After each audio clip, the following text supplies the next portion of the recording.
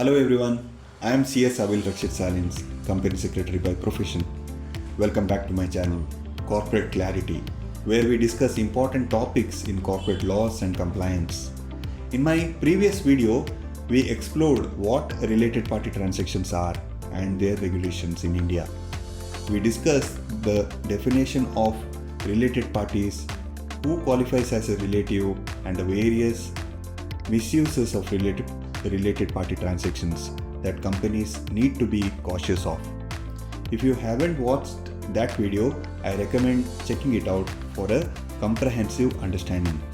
Today, we are going to dive deeper into Section 188 of the Companies Act 2013, which deals with related party transactions and the specific regulations governing them. Section 188(1). Section 188(1) of the Companies Act 2013 outlines the types of transactions comes under the purview of related party transactions.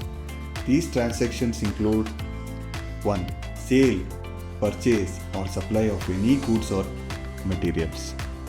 2. Selling or otherwise disposing of or buying property of any kind. 3. Leasing of property of any kind. 4. Availing or rendering of any services. 5. Appointment of any agent for purchase or sale of goods, materials, services or property. 6. Such related parties' appointment to any office or place of profit in the company, its subsidiary company or associate company, underwriting the subscription of any securities or derivatives thereof of the company. These transactions are with respect to transactions between the related parties. So, board approval requirement.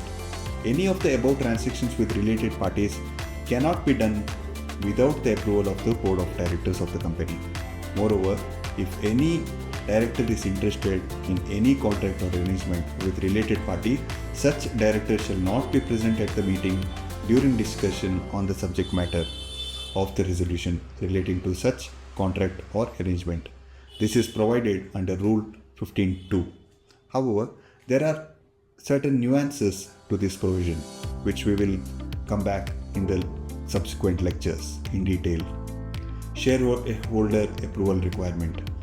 In some cases, an ordinary resolution of shareholders is also required to approve related party transactions.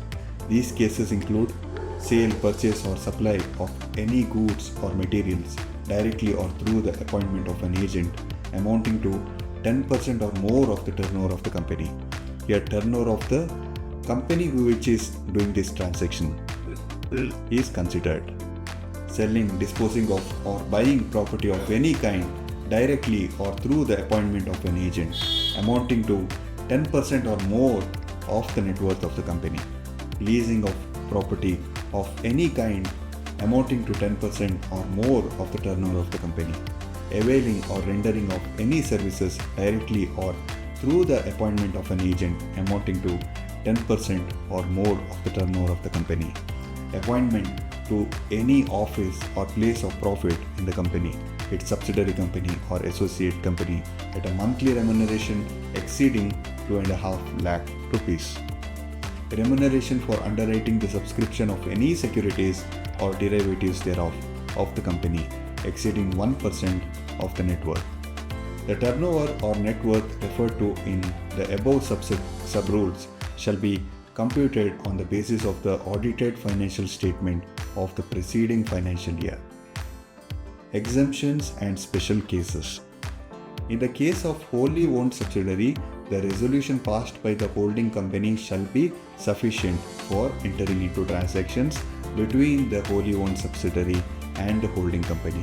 Moreover, no member of the audit of the company shall vote on such resolution to approve any contract or arrangement if such member is a related party.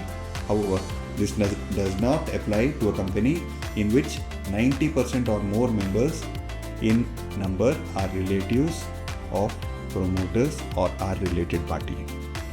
Now let's discuss contracts or arrangement at arm's length made in the ordinary course of business. Section 188 of the Companies Act 2013 prohibits entering into any contract or arrangement with related party except with the consent of Board of Directors. However, the fourth proviso to subsection 1 states that nothing in this subsection shall apply to any transactions entered into by the company in its ordinary course of business, other than transactions which are not on an arm's length basis. This means that if the conditions specified in the proviso are satisfied, the requirement of consent or approval under subsection 1 gets excluded.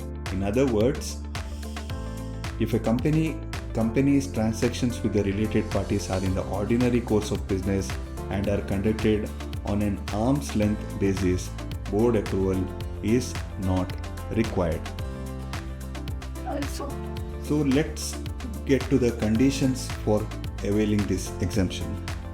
To avail of this exemption, two conditions must be satisfied.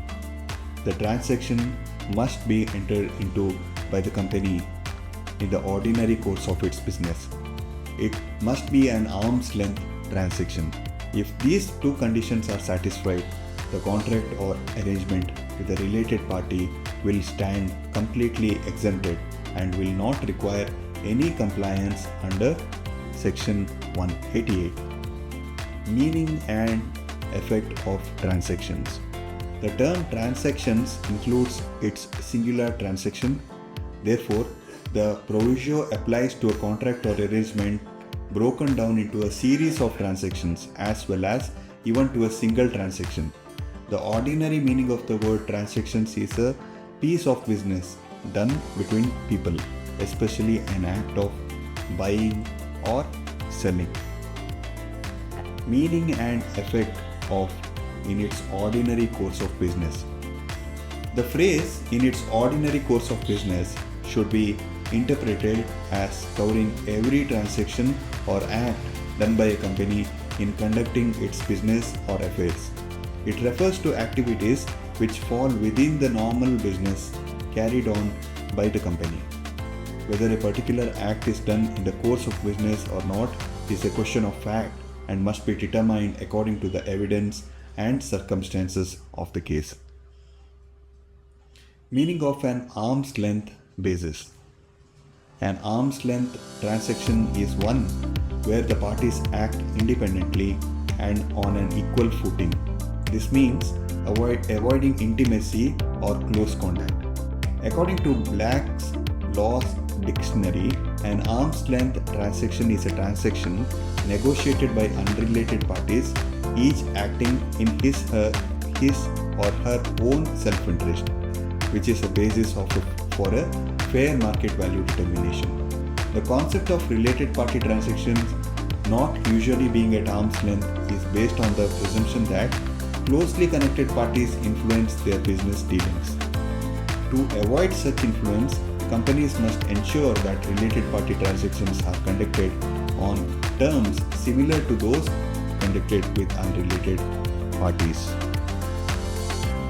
To sum up, Section 188(1) of the Companies Act 2013 lays down the framework for related party transactions, ensuring transparency, fairness, and accountability.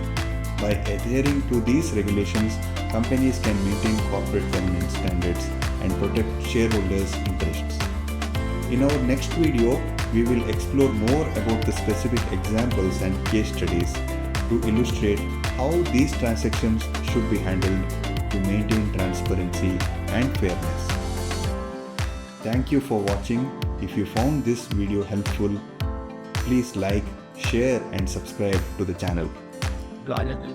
Stay tuned for more insights on corporate governance and compliance.